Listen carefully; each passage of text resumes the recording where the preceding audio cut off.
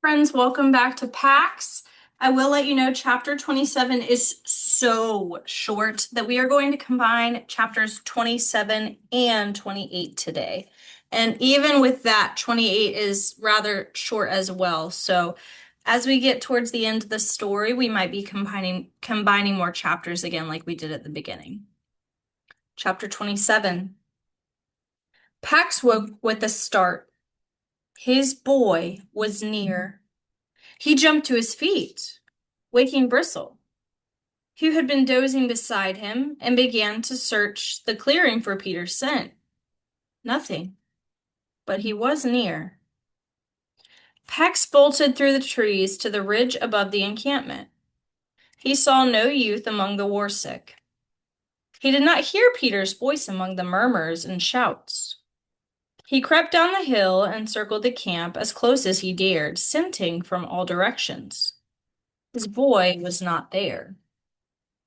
But he was near, and he was coming. Pax returned to Bristle's side and lay down, but he did not sleep. Chapter 27. I only have one question for you. What wakes up Pax? Might I remind you of Vola's little phrase when it comes to Peter and Pax? Two, but not two. And just like that, we're going to move right into chapter 28. Peter traveled south for almost an hour, feeling certain that Pax had traveled the same route. But when he had emerged from the woods, he stopped. A vast meadow sloped down for at least a mile before flattening into another mile of wide green floor. At the base of that, the land rose hundreds of feet in jagged steps, as if chopped with a giant hoe. And beyond that, rolling to the horizon, was the forested plateau that hid the gorge. Since waking, he'd traveled 9 hours without thinking of rest once. But now the stunning immensity of that distance ahead drained what was left of his energy.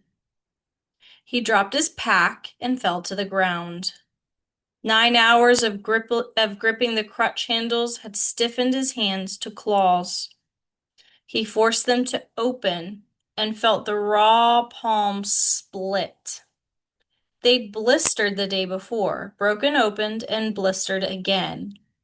He poured cool water from his thermos over the hot pulp, of his palms and set to work picking out shreds of tire rubber. Then he eased his extra pair of socks over his hands and looked out again.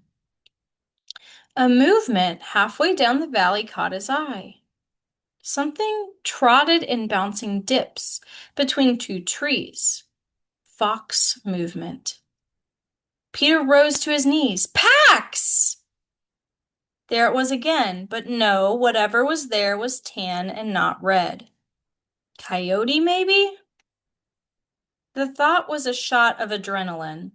And suddenly he was moving again, pack slamming against his back, crutches pistoning down the hill all the way to the valley bottom in just half an hour, and then sinking into the boggier ground there, muddy and slower but still moving. Oof.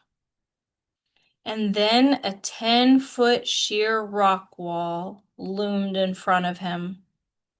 The cliffs were a lot taller than they had appeared from across the valley. Before he could second-guess himself, Peter hurled his pack and then his crutches up and heard them clatter onto a stony ledge. He wedged his fingers into a crevice and pulled. His cast scraped along the rough rock face, but his arms were strong from Vola's training, and he levered himself into a shallow foothold. From there, he reached for a jutting tree, then another crack in the rock. Then he heaved himself over the first ledge. It took an hour to climb the stepped rise that way. Crutches and pack first, and dragging himself after. When he reached the crust, panting and sweat-soaked, he fell to the ground under a tall pine. He drained his thermos in one swallow and ate the last of the ham sandwiches. He opened Vola's second packet. Peanut butter. Pax's throat closed. He remembered the first time Pax had found an empty jar in the trash. He'd squeezed his snout in so deep it had gotten stuck, and Peter had laughed until it hurt. He stuffed the sandwich back in the bag, wishing he'd found it the day before, and tossed it to the dogs scavenging the dumpsters, and got up again. It was almost 6 o'clock, and he had a ways to go still. As he traveled, the memories of those hungry-eyed animals accompanied him, darting and retreating like accusing ghosts. He wished he could tell them that he knew how it felt to have the one person who had loved you and taken care of you suddenly vanish. How the world suddenly seemed dangerous after that. He had lost a parent. How many kids this week, he wondered, had woken up to find their worlds changed that way? Their parents gone off to war, maybe never coming home? That was the worst, of course. But what about the smaller losses? How many kids missed their older brothers or sisters for months at a time? How many friends had to say goodbye? How many kids went hungry? How many had to move? How many pets had they had to leave behind to fend for themselves? And why didn't anyone count those things? People should tell the truth about what war costs, Vola had said. Weren't those things the costs of war too? With a start, Peter found that the dark was falling around him. A little panicked, he should have been looking for a good place to settle for the night. He spun around. His left crutch shot out onto a path of loose stones. He fell onto it hard and heard a crisp snap. For an instant, he feared rib, but the sound had been wood. He landed, still gripping the top of the crutch. 6 feet away was its bottom shank. Deibelman! It came out naturally, a satisfying word. He tried out some other swears, and they felt pretty good, too. But the way the darkening woods absorbed his shouts without a response made him uneasy, so he stopped. He didn't have the luxury of venting anyway. He had a crutch to repair, and not much light left. All around him, trees shot out hardwood limbs that he could tape to the broken pieces as a splint. But he had no hatchet to cut them. As he drew the bat out of his pack so he could find the tape, he realized the solution was in his hand. He aligned the crutch pieces, laid the bat over them, and began winding the tape. When he was finished, he tested the crutch with his full weight. It held strong and solid. He wished he could tell Vola she'd been right. He had needed her bat on his journey. He knelt by his pack again. The accident had been warning enough. He pulled out the things he needed to make camp for the night, then scraped a bowl in the dirt and filled it with a pile of twigs and dried grass.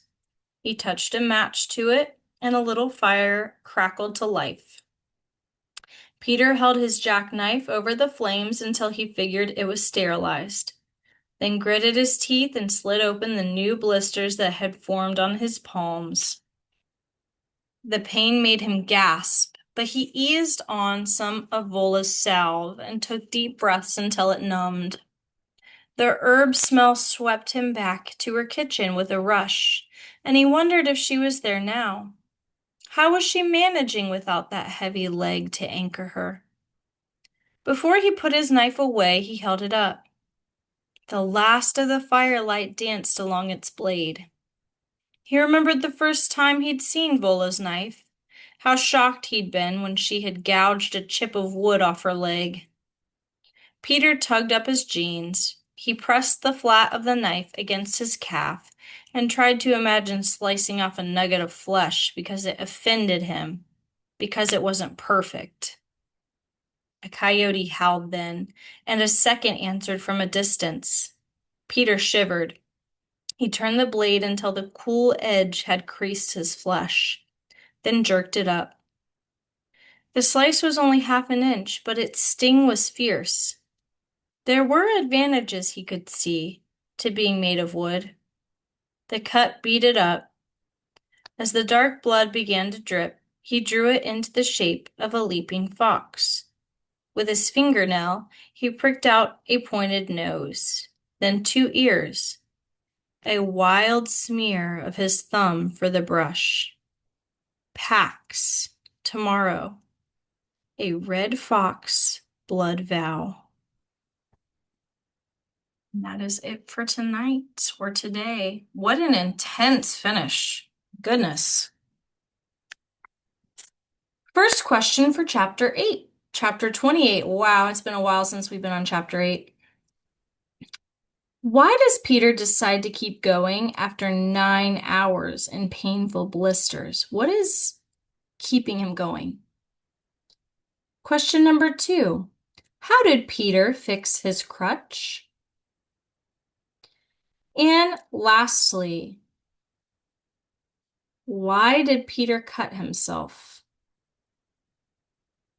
This answer might not exactly be in the text. You're going to have to use a lot of knowledge about Peter and what we've learned about him and what he's learned about himself through the characters that he's met and interacted with. Yikes. Thanks for joining me today. Tomorrow, we'll have to see. It might be a similar thing. Maybe we'll have to read 2 chapters instead of 1. But either way, I look forward to you joining me for that. Thank you for spending time with me today. Have a safe day, have a fun day, and thanks again for joining me. I'll see you next time, and bye.